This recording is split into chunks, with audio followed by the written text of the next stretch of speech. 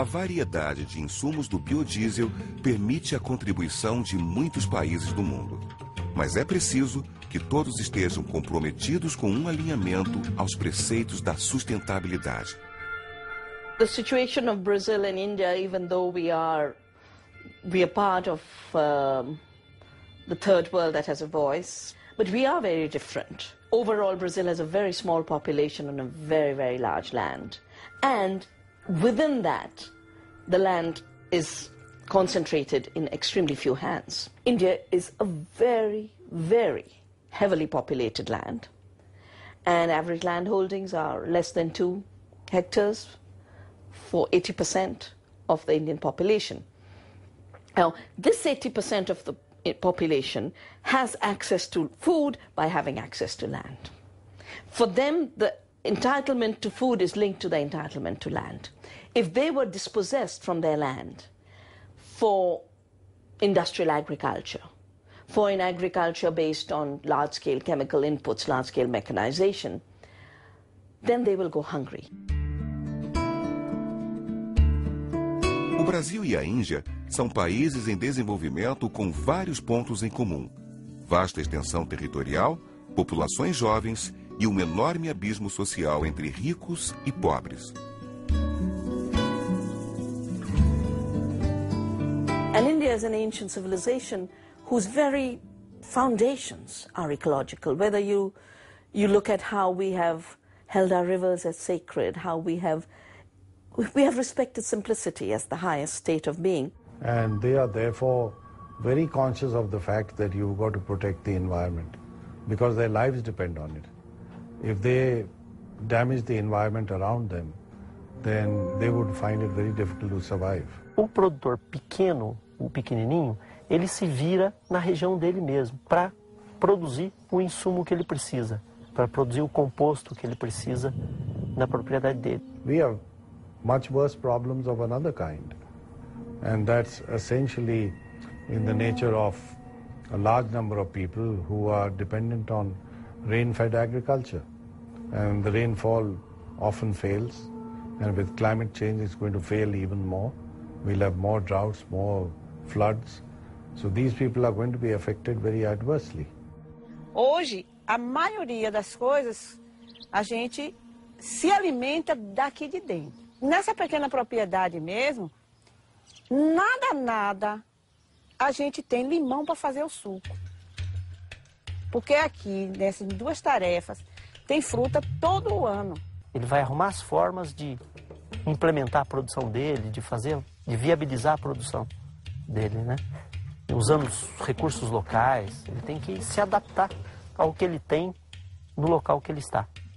When you don't have land, when you are not part of having the productive assets in your hands, then of course the only way you can have access to food is through money.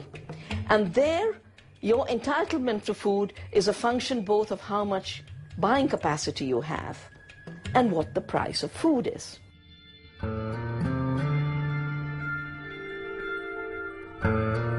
Em um mundo em que se morre de fome, não se pode deixar de produzir alimentos para produzir combustível. Aqueles estômagos vazios não estão vazios por falta de alimento, e sim por falta de poder aquisitivo. Estavam com fome antes do aumento do preço recente dos alimentos. While the prices of food have doubled, it means the poor in countries like India, which has emerged as the capital of hunger, even while we have a growth rate of 9.2%, hunger has grown in equal proportion in India.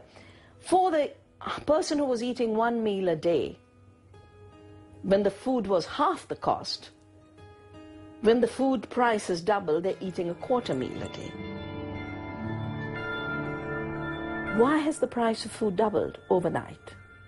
The first, of course, is that food has moved into the hands of global speculators. Speculation can only be linked to monopoly. And as globalization and the World Trade Organization created monopolistic systems in which 5 grain trading giants started to control the food system, when they wanted to, they started to push the prices up Meantime, they invited more investment in, and now you have hedge funds, you have investment banks, all wanting to make a 25% return on investment in food items. But a 25% return to investors means 25% more expensive food. For the poor, that means a declining entitlement, declining access to food. Em cenário tão controverso, aparece conceito precioso: a segurança alimentar. Esse deve ser dos filtros para se pensar em biocombustíveis. 私はですね、食料からバイオエネルギーを取ることは折り合いがつかないとこう見ています。なぜかというとですね、世界の今の人口は67億人ぐらいだと思うんです。それがですね、2050年、つまり40年後には93億人ぐらいになります。そうしますと 1.5 倍の人口になりますから、食料の生産は 1.5 倍上昇させることは可能ではありません。不可能です。Se a gente definir bem os parâmetros, nós podemos avançar simultaneamente nesses dois objetivos de nova segurança energética e segurança alimentar. Você não precisa reduzir a produção de alimentos para você produzir biocombustíveis. Nós temos terras suficientes para produzir biocombustíveis e para produzir alimentos. E é óbvio que devemos ter uma resposta concreta, caso por caso, sobre a questão de como a produção dos biocombustíveis impacta ou não impacta os objetivos da segurança alimentar. You cannot maintain populations by starving them. They need physical ability to release energy. If you're feeding them 1/4 of what they need, over time, they are working at the cost of their very lives. Eu posso imaginar a expansão da bioenergia como uma fantástica janela de oportunidade para construir novo ciclo de desenvolvimento rural baseado na agricultura familiar, capaz de dar a esse homem no campo uma vida razoável e digna. Pequeno e descentralizado não significa atraso, significa a solução de uma outra equação. Aqui a gente diz que a reforma agrária já chegou em feira, porque são todos pequenos mesmo produtores. São pessoas carentes, certo? Que precisa de auxílio para estar produzindo isso. Hoje a gente tem cooperativas, associações organizadas, sindicatos. A sustentabilidade não é uma utopia. É possível imaginar futuro viável para a humanidade.